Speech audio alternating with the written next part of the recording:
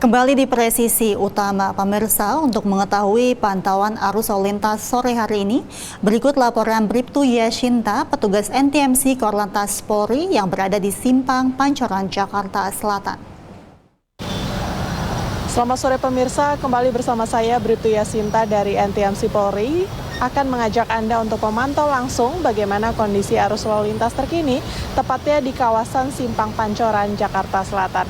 Bisa kita saksikan bersama saat ini di belakang saya, situasi lalu lintas di kawasan ini pada umumnya mengalami peningkatan volume kendaraan yang cukup signifikan dan saat ini bisa kita lihat bersama, khususnya arus kendaraan dari arah Selipi maupun arus lalu lintas dari arah Gatot Subroto yang akan menuju Pasar Minggu maupun yang akan mengarah Cawang. Saat ini perlambatan kecepatan terjadi saat menjelang traffic light sepanjang 500 meter ke belakang. Selepasnya masih mengalami ketersendatan, khususnya kendaraan yang akan mengarah Cawang. Selain karena bertepatan dengan jam pulang perkantoran, kepadatan terjadi karena adanya penyempitan jalur imbas adanya pembangunan infrastruktur jaringan utilitas dan perbaikan trotoar jalan.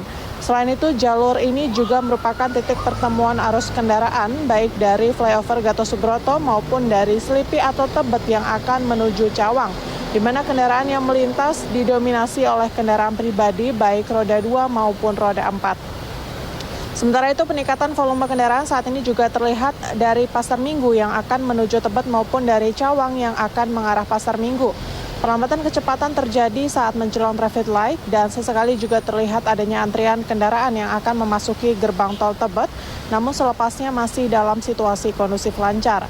Bagi Anda yang akan melintasi kawasan ini, harap antisipasi adanya jalur putar arah tepat di bawah kolong flyover Gatot Subroto, khususnya yang akan mengarah Cawang. Kemudian untuk cuaca di kawasan ini tampak mendung, untuk itu kami menghimbau sebelum Anda berkendara, khususnya pengendara roda 2, agar menyiapkan jas hujan yang bukan berjenis ponco dan tidak berteduh di bawah flyover maupun underpass karena hal tersebut seringkali menyebabkan kemacetan dan berisiko terjadinya kecelakaan lalu lintas. Sedangkan bagi pengendara roda 2, kami himbau agar selalu memastikan karet wiper Anda berfungsi dengan baik sebelum Anda berkendara. Dan pemirsa, perlu kami informasikan juga bahwa saat ini Kepolisian Republik Indonesia tengah menggelar Operasi Zebra sejak tanggal 14 Oktober hingga 27 Oktober 2024 mendatang. Operasi ini bertujuan untuk meningkatkan kesadaran dan disiplin masyarakat dalam berlalu lintas serta menekan angka kecelakaan di jalan raya. Untuk itu, sebelum Anda berkendara, pastikan Anda dan kondisi fisik kendaraan Anda tentunya dalam keadaan prima. Pastikan juga kelengkapan surat-surat kendaraan Anda dan tetap patuhi peraturan lalu lintas demi keselamatan bersama. Untuk informasi selengkapnya seputar arus lalu lintas terkini, Anda dapat menghubungi call center kami di 1500669 atau juga dapat melalui SMS Center di 9119. Demikian Bribtu Yashinta melaporkan langsung dari kawasan Simpang Pancoran, Jakarta Selatan. Stop pelanggaran, stop kecelakaan, keselamatan untuk kemanusiaan, Indonesia tertib, dan salam presisi. Ke informasi berikutnya, pemirsa, Divisi Humas Polri melakukan kunjungan ke Ministry of Land, Infrastructure, Transport and Tourism atau MLIT Jepang untuk memperkuat kerjasama dalam penanganan bencana. Karo PID Divisi Humas Polri, Brigjen Pol Cahyono Saputro mengatakan kunjungan ini untuk mempelajari sistem komunikasi bencana Jepang yang telah terbukti efektif. Mengingat Indonesia merupakan negara yang rentan terhadap bencana alam. Selain itu, tim Polri juga berdiskusi tentang kolaborasi dengan pemerintah daerah dalam menjaga ketertiban publik dengan memberikan informasi yang jelas selama situasi darurat. Di akhir kunjungan, tim Polri juga mengunjungi Pusat Pengendalian Bencana MLIT di mana dijelaskan proses pengumpulan dan penyebaran informasi bencana. Melalui kerjasama ini diharapkan dapat berlanjut dengan inisiatif yang bermanfaat bagi kedua negara.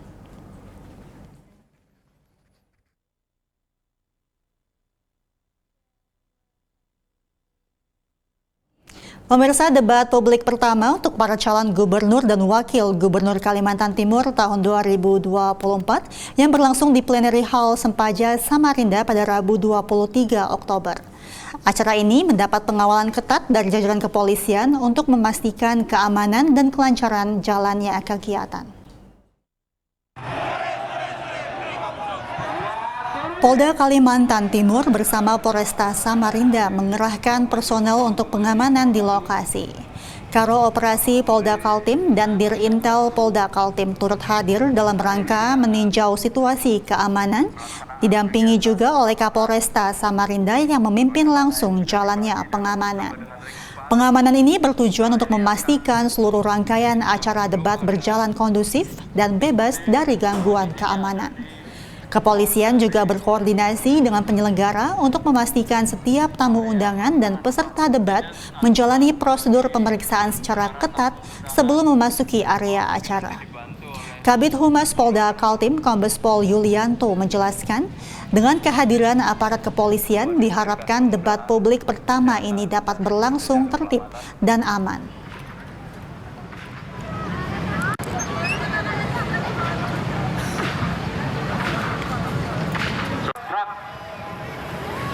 Babin Kamtibmas Desa Saleto Polresta Mamuju Polda Sulawesi Barat, Brigpol Rifki Al-Idrus melaksanakan pembinaan ketahanan pangan dengan cara beternak ayam petelur di Desa Saleto, Simboro, Mamuju, Sulawesi Barat. Kegiatan ini dilakukan untuk memperkuat sektor peternakan lokal dengan memberikan penyuluhan dan pembinaan kepada para peternak ayam petelur. Babin Kamtibmas Polsek Mamuju, Brigpol Rifki mengimbau kepada para peternak untuk memilih bibit ayam petelur berkualitas, memberikan pakan bergizi, serta rutin melakukan vaksinasi bagi ayam petelur. Brigpol Rifki juga menekankan pentingnya menjaga kebersihan kandang sebagai bagian dari upaya peningkatan produktivitas dan kualitas telur yang dihasilkan. Selain bertujuan untuk meningkatkan hasil produksi, pembinaan ini juga diharapkan memberikan dampak positif pada perekonomian masyarakat setempat. Dengan adanya peternakan ayam petelur yang berkelanjutan, hal ini mampu menyerap tenaga kerja serta memberikan penghasilan tetap bagi masyarakat. Melalui pembinaan ketahanan pangan ini, Babin Kamtibmas Desa Saleto berkomitmen untuk terus mendampingi dan mendukung masyarakat dalam mengembangkan potensi peternakan yang ada di desa.